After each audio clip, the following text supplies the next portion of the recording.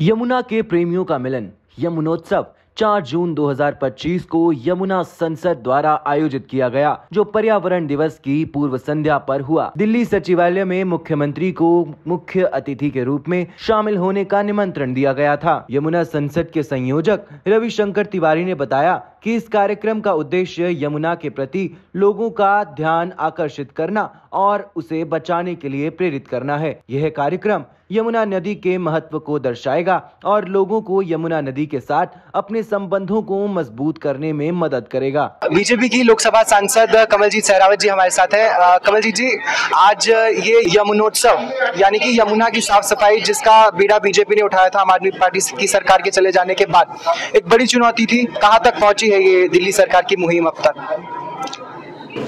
यमुना नदी दिल्ली की पहचान है और यमुना केवल एक नदी नहीं है, इसका पवित्र स्थान हमारे भारत की संस्कृति के अंदर है और हम सब लोग दिल से यमुना के साथ जुड़े हुए हैं। लेकिन पिछले कुछ सालों में सरकार की अदूरदर्शिता और फेलियर की वजह से यमुना नदी के बजाय नाले में बदल गई थी। उस समय पर काफी लोगों को इस बात की चिंता रही, उन्होंने इस विषय को उठाया, लेकिन सरकार की तरफ से कभी कोई ध्यान नहीं दिया गया। अब ये सौभाग्य की बात है कि आदरणीय प्रधानमंत्री श्री नरेंद्र मोदी जी ने भाजपा की सरकार दिल्ली में आने पर 3 साल में यमुना को साफ करने का आश्वासन दिया था और अब उसी विश्वास पर दिल्ली की जनता ने भाजपा की सरकार दिल्ली में बनाई है। तो मैं पूर्ण विश्वास के साथ कहती हूँ कि यमुना एक फिर से नदी का रूप लेगी। हम लोग यहाँ पर छठ करने जाएंगे, यहाँ पर हम परिवार के साथ घूमने जाएंगे और इसीलिए यमुनोत्सव 2025 का बहुत महत्व है। और इस पूरे कार्यक्रम में आज सरकार लगी है नदी को साफ करने में, लेकिन कुछ लोग जब विपक्ष की तरह सरकार दिल्ली की काम नहीं कर रही थी, उस समय पर रविशंकर जी जैसे लोगों ने इस मुहिम को चलाया, तो उनका भी बहुत बहुत साधुवाद। ऐसा देश है जहां पर पत्थर को अगर पूजा जाता है तो नदियों को माँ कहा जाता है। ऐसे में यमुना नदी जो एक बड़ा विषय बना दिल्ली के विधानसभा चुनावों में, और कहा जाता है कि शायद ये एक ऐसा वादा था जिसमें से अगर आप बाकी वादों को अलग रख देंगे तो इस पर ज़्यादा फोकस भारतीय जनता पार्टी ने ज़्यादा वादा इस मुद्दे पर किया। यमुना साफ कब तक होगी और जो भावनाएं लोगों की जुड़ी हुई है उसका कैसे व्याख्यान आप करेंगे? नमस्कार, मुझे सौभाग्य मिला कि मैं यमुना नदी संवाद के साथ यमुना से जुड़ी रही जी। लेकिन सनातन संस्कृति का प्रवाह है नदियाँ।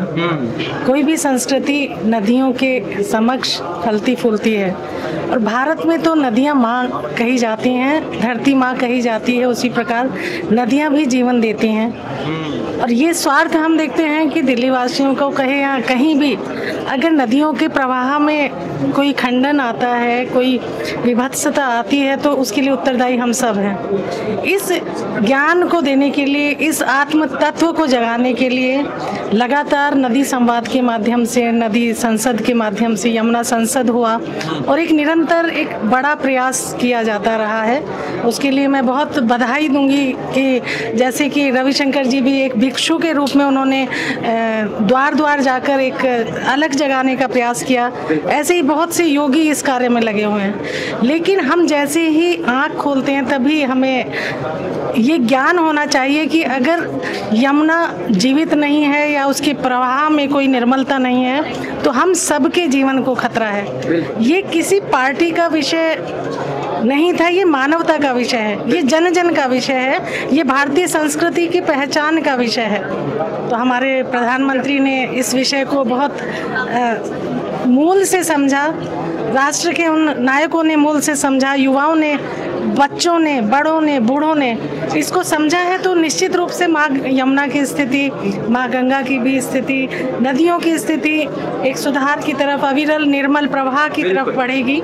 तो मैं ये संदेश देना चाहती हूँ कि ऐसे कार्यक्रम मात्र कार्यक्रम नहीं होते, बहुत लंबी साधना का फल होते हैं और उस साधना के प्रवाह में प्रत्येक उस चिंतन को लेकर आगे बढ़े कि हम माँ यमुना को एक अविरल प्रवाह की तरफ ले जा सके। भारतीय जनता पार्टी का दिल्ली की सत्ता में आने के बाद जो मुझे लगता है कि बाकी वादे एक तरफ, लेकिन यमुना पर जो फोकस था वो सबसे ज्यादा था कि हम जल्दी से जल्द यमुना को साफ करके दिखाएंगे। कहाँ तक पहुंची है बीजेपी की ये मुहिम और कब तक यमुना साफ होगी? देखिए, जहाँ तक एक मुहिम की बात है वो तो आरंभ हो ही गई है। सरकार ने आते के साथ ही यमुना का कचरा खाओ मशीन से सफाई अभियान चलाया।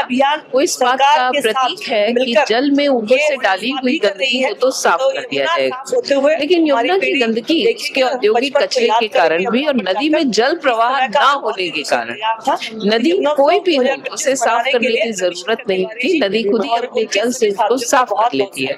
पर यदि हथनीकुंड बैराज से यमुना का पानी ही डाइवर्ट कर दिया जाएगा तो इस यमुना में प्रवाह कहाँ से आएगा?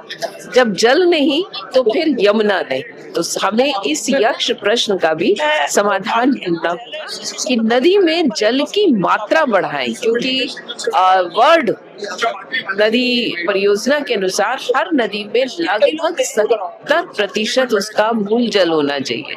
तो क्या हमारी यमुना को 70% जल उसके नैसर्गिक प्रवाह के लिए मिल रहा है?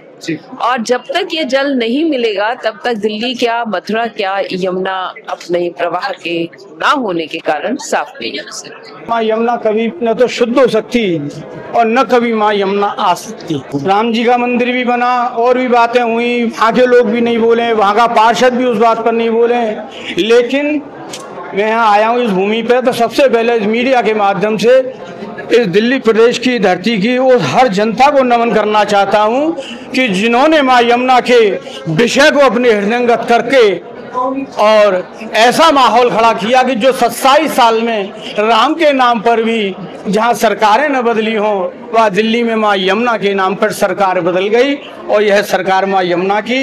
ऐसा मुख्यमंत्री जो सबसे पहले मां यमुना के यहाँ जा रहा है, आते ही निर्णय मां यमुना पर हो रहा है। तो मैं यहाँ के रहने वाली हर मीडिया को, यहाँ के पत्रकारों को, उन सभी को नमन करता हूँ, क्योंकि विषय उनने उठाया था तभी हुआ। आज का जो हमारा ये ओकेजन है ये बहुत ही महत्वपूर्ण एक स्टेप है, जिसमें कि हम सरकार का और जो सिटीजन्स हैं, नागरिक, उनके साथ में मिलकर जो ये मूवमेंट आगे चल रही है उसका एक नया चैप्टर आज ये खुल रहा है। क्योंकि दोनों तरफ ही ये काम होने चाहिए। ऐसा नहीं हो सकता कि हम सिर्फ सरकार से एक्सपेक्ट करें और नागरिक कुछ भी ना करें, और सिमिलरली नागरिक ही करता रह जाए और सरकार कुछ ना करे। तो बहुत सारी चीज़ें मुझे लगता है कि खासतौर पे जब हम यमुना जी की बात करते हैं वो मिसिंग थी, जो होनी चाहिए थी, और मुझे लगता है अब एक प्रयास जो है वो आगे चल रहा है। इसमें संगीत का भी एक रोल आता है, क्योंकि हमारे यमुना जी के ऊपर आधारित हमारा बहुत बड़ा शास्त्र है।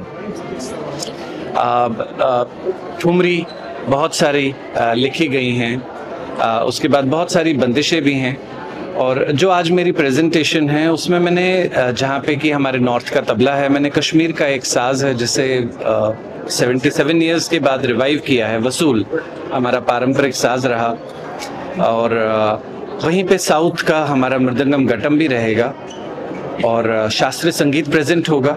और साथ ही में मैंने यमुना जी के ऊपर एक नई बंदिश लिखी है जिसमें कि आओ आओ यमुना तीरे माँ यमुना करे पुकार।